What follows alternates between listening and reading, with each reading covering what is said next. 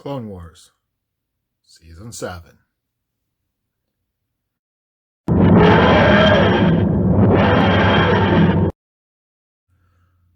Welcome to another episode of Inebriated, Geeks with Drinks. Still filming alone because, well, we're in a quarantine still.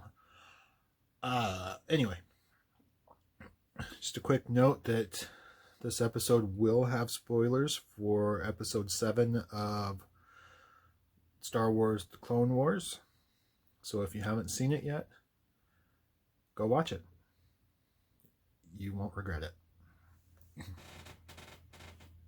All right. Clone Wars. So far, we've gotten 10 episodes of the 12 for this final season. And I think it might be the best season of Clone Wars ever. I've liked Clone Wars, since it started. It's a good show. It's well done. Dave Filoni is a genius. But I don't know that it's ever, I don't know that it's ever really struck a chord with me the way that the movies do. I don't know. There's some good stories throughout the years, but it's been, and now we get to the final season, which literally overlaps with episode 3, and they've totally stepped up their game. Well, the last 2 episodes so far have really stepped up their game. They feel like a Star Wars movie, and we're only halfway through this arc. So there's 3 arcs in this season. The first arc was the Bad Batch arc with Anakin and Rex and the 501st going in to rescue a clone that they thought was lost, along with this quartet of defective clones who are the Bad Batch. It was a decent arc, but I don't think it did anything for the series. At least not where it is now. I don't know that they needed it. It was cool. The characters were cool. Don't get me wrong. It was a good story. But they introduced these characters, and then now they did their 4 episodes, and then they're gone. And I don't know. I guess I don't know why they included that and not jumping more straight into the Siege of Mandalore and weaving into episode 3. The second arc was Ahsoka and the 2 sisters that she met in the Coruscant underworld. That arc seems like it's getting a lot more flack. But I actually thought it was a better arc, because it actually does lead into why Ahsoka came back. It shows her character growth, which I think was pretty important. A pretty important factor of why she came back and is on Mandalore. I don't think that the third arc would make any sense with her being there if if they didn't have this story. It maybe didn't need to be a 4-episode arc. They probably could have done it in 2. Maybe 3. Because there was a little bit of stuff that kind of repeated. But Ahsoka is one of the best characters in the show. And, having an adventure that really focused on her was so cool.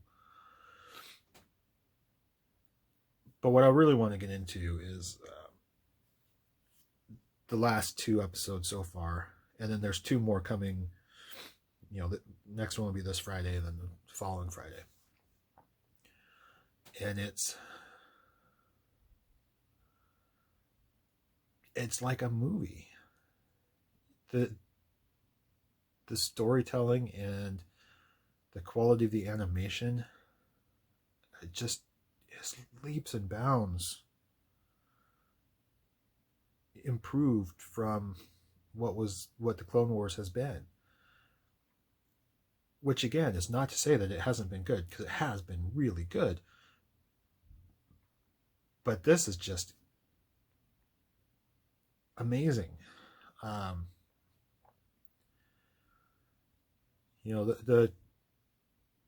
The first part of this arc, and there are there's channels out there that have really broken stuff down, and I'm not gonna go into all that so much.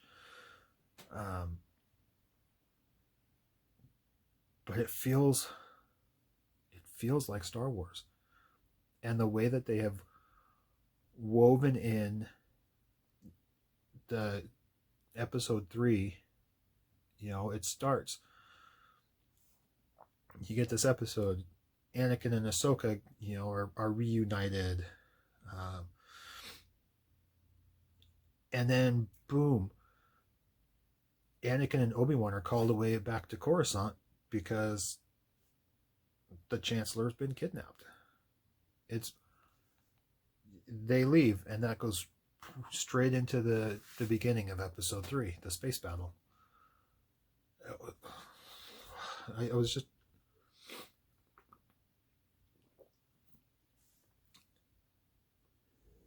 so smooth.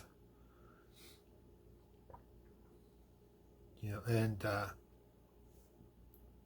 so we get there. I'm not going to talk about the story so much. What I do want to talk about is in the second part, called The Phantom Apprentice, which kind of draws back, of course, to the Phantom Menace, which makes sense because Darth Maul is a key character in this arc. And he and Ahsoka actually have some similarities where they had to basically were forced to leave their masters. And anyway, there was a scene with the 2 of them in this throne room. There's a battle going on outside. He is reaching out to her saying, "Join me. We can set the galaxy right," basically, because he's had visions of what Anakin is going to become, which she doesn't believe, of course. Why would she? She trusts Anakin. Anakin is her mentor.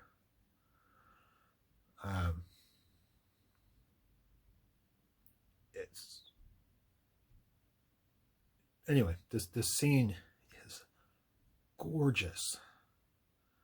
They're talking, this battle is going on outside, and there's this whole wall of windows. And it explodes. I mean, the windows shatter and blow inwards around them, with them just standing there, and the camera kind of circles around them. And I got chills watching this. And, then he's like, will you join me? And she's like, no, I'm taking you in, basically. Then the lightsabers come out, and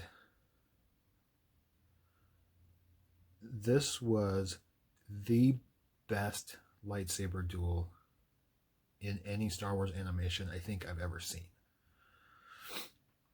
And I'll tell you why. Aside from the general choreography and the planning, the animation in most lightsaber battles in Clone Wars and in Rebels has felt really strange to me. Like things happen way too fast. The movements are way too fast. Stiff, maybe. I don't know. But in this one, they brought back Ray Park to do motion capture. And they have an actress whose name I don't know. Sorry. Who did mocap for Ahsoka. And as soon as it goes to Ray Park mocap, you can 100% see it. It is Maul from the same Maul as in episode 1. I mean, his moves aren't the same, of course, but you can see that it's him. You know, the footwork. Maybe that's what's lacking in the other ones. I don't know, but it was gorgeous. Absolutely gorgeous. I wish they had done mocap for all the duels. I mean, I get it's probably expensive, but I would think that it would be quicker than hand animating a duel.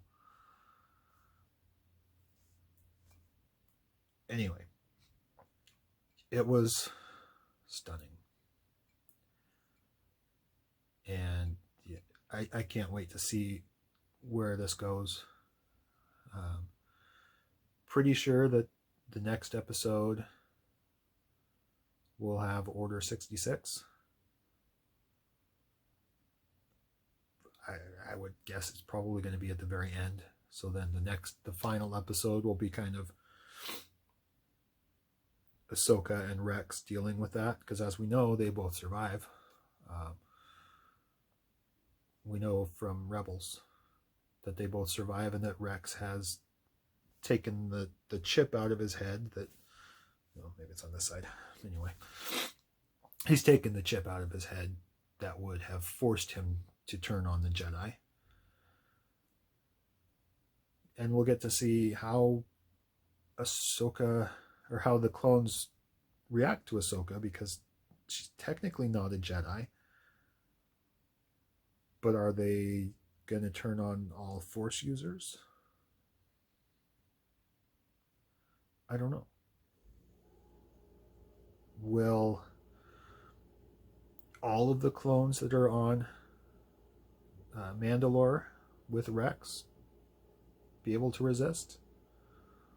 Or will it just be Rex? We know that from Rebels that Rex, Wolf, and Gregor are the three that we know of that disobeyed Order 66.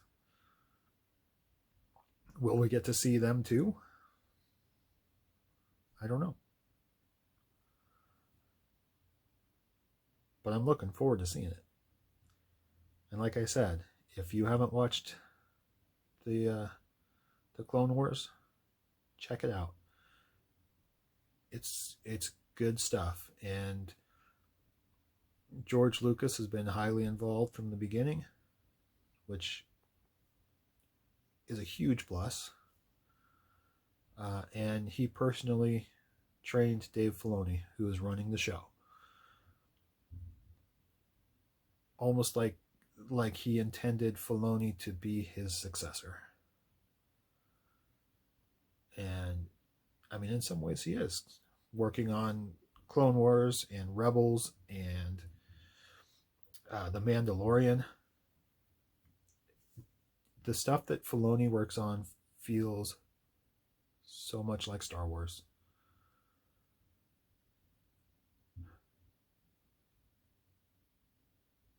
Yeah.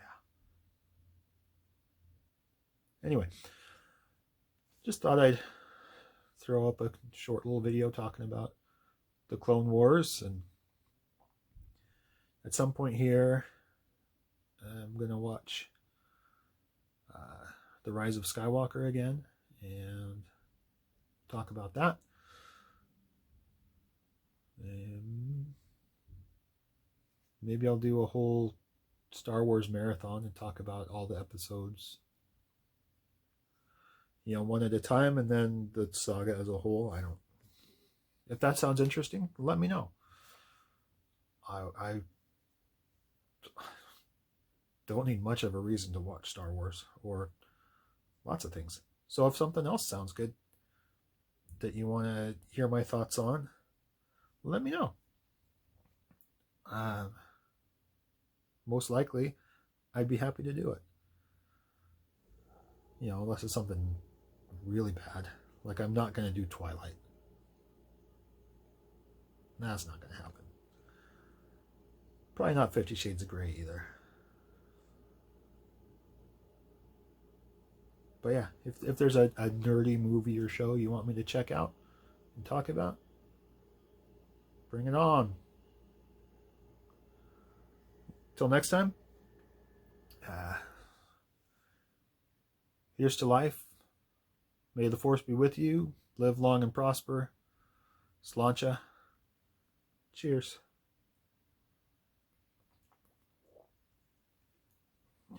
Have a good one.